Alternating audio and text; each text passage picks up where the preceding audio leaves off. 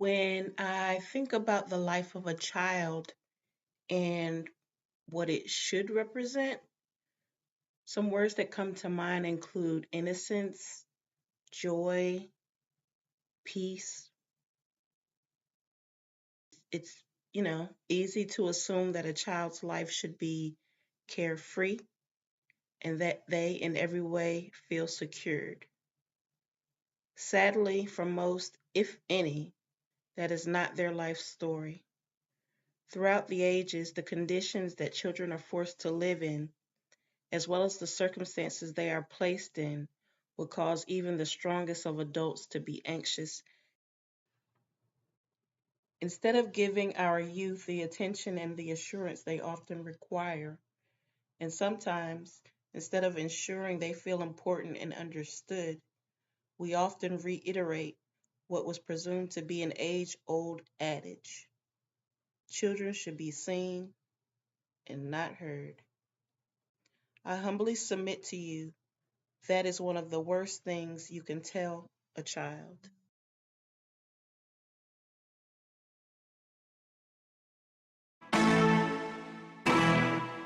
Once again, put your hands up. So we were talking, and we talked a little bit about suicide, but for those that may not know, the suicide rate is increasing, um, but the number and the age of people that are committing suicide is actually decreasing, as low as 10 years old. What I don't even like. I'm looking at the question, and it's.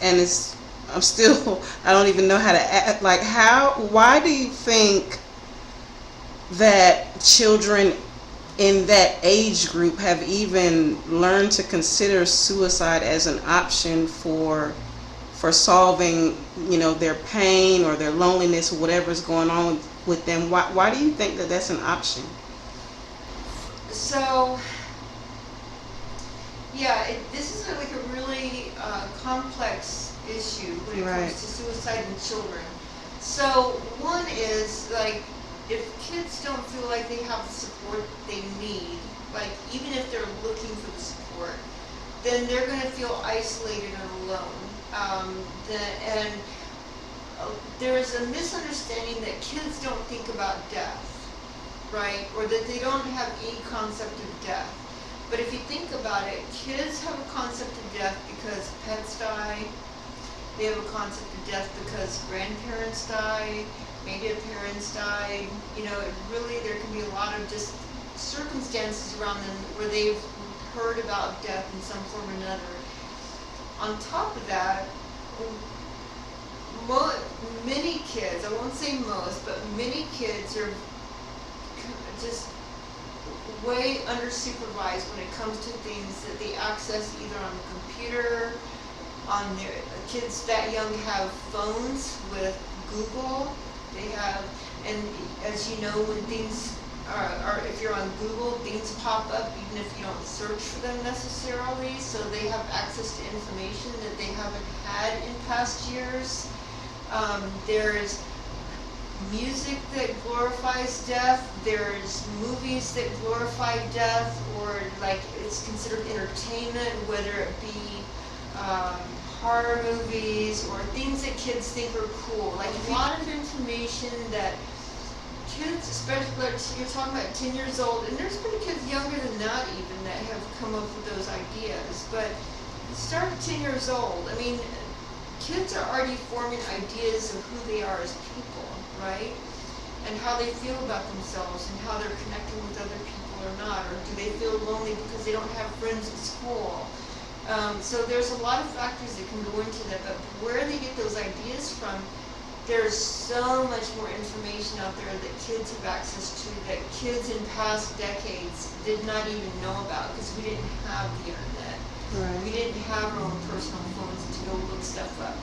If we watched something on TV, either our parents knew about it or it was limited because the regulations used to say you couldn't show certain things on TV until a certain time of night.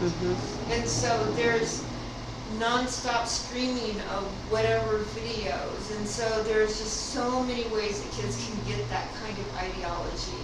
And so when you think about suicide, most people that commit suicide are not sitting there going, I want to die.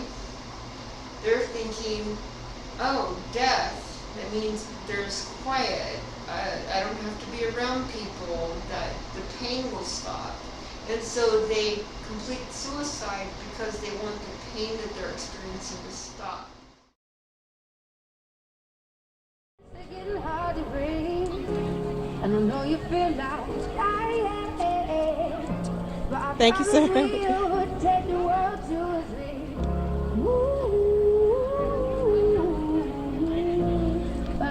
Oh, excuse me. So sorry.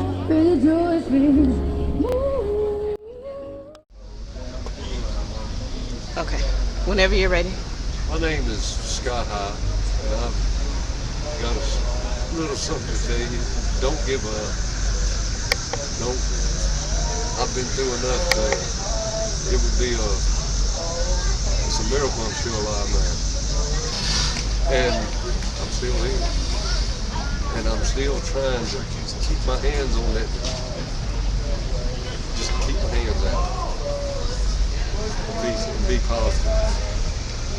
And just never give up. Never give up.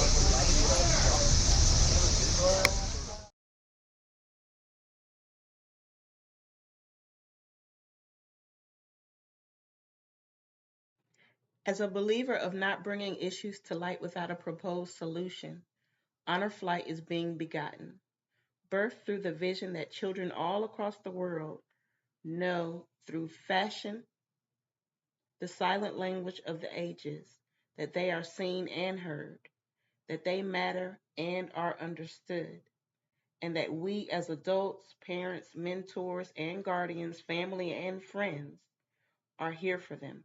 And we vow to be more proactive at creating a better world for them, and that we salute all they have endured thus far. For the youth around the globe who shall wear the Honor Flight brand, signify that they represent strength and that they represent courage, that they represent honor, and that they value themselves as uniquely made individuals and will not be pressured to conform to anyone's expectations aside from their own. This brand is also created in remembrance of all those who seemingly lost battles, whether it be through suicide, drug overdoses, school shootings, gang violence, and all the other tragedies life sometimes may bring. Wearing the Honor Flight brand, we fight for you.